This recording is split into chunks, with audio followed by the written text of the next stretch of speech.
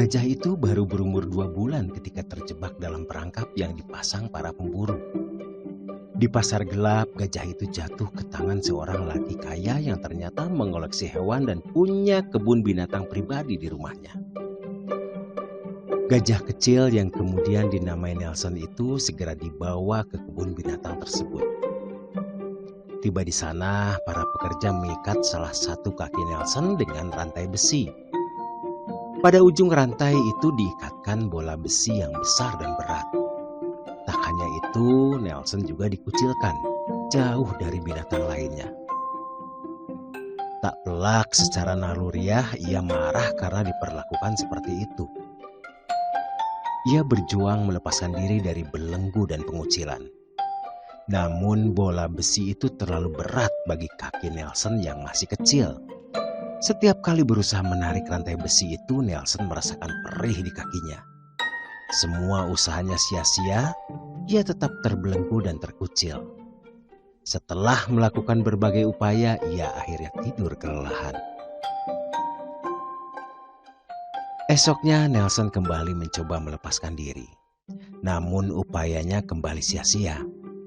Sepanjang hari kedua itu ia terus berusaha hingga lelah. Sakit, perih dan lelah menghentikan upayanya. Sekali lagi ia jatuh tidur. Semakin sering berusaha melepaskan diri, semakin tebal keyakinan Nelson bahwa ia takkan bisa melepaskan diri.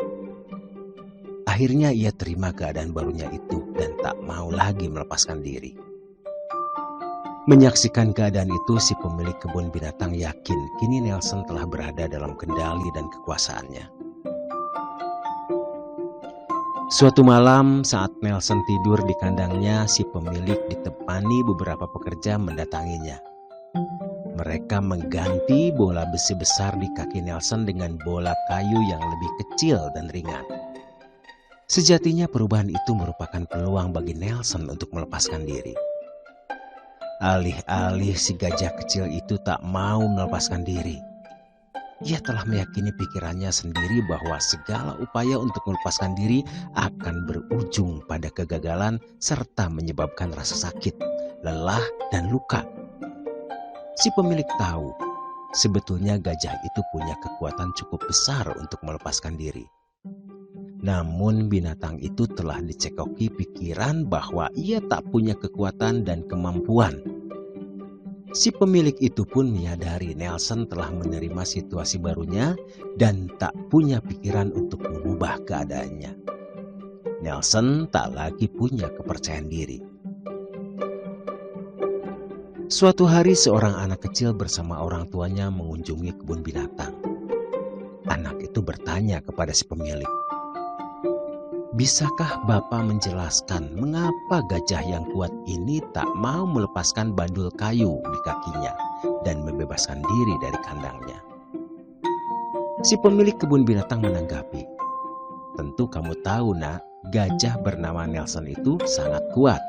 Tentu saja ia mampu melepaskan diri dari belenggu itu kapanpun ia menghendakinya. Aku pun menyadari fakta itu. Namun ia tak mau melepaskan diri karena ia tak mengetahuinya dan tak menyadari kekuatannya sendiri."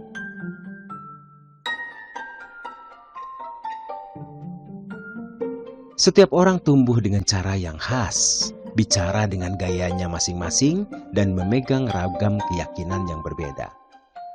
Sayangnya banyak orang sering merasa kesusahan, bahkan merasa hidupnya berakhir karena menghadapi berbagai masalah.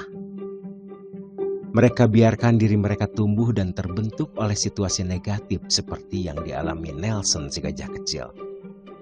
Mereka menyerah dan membiarkan diri mereka terpenjara oleh keyakinan dan persepsi negatif tentang diri mereka sendiri.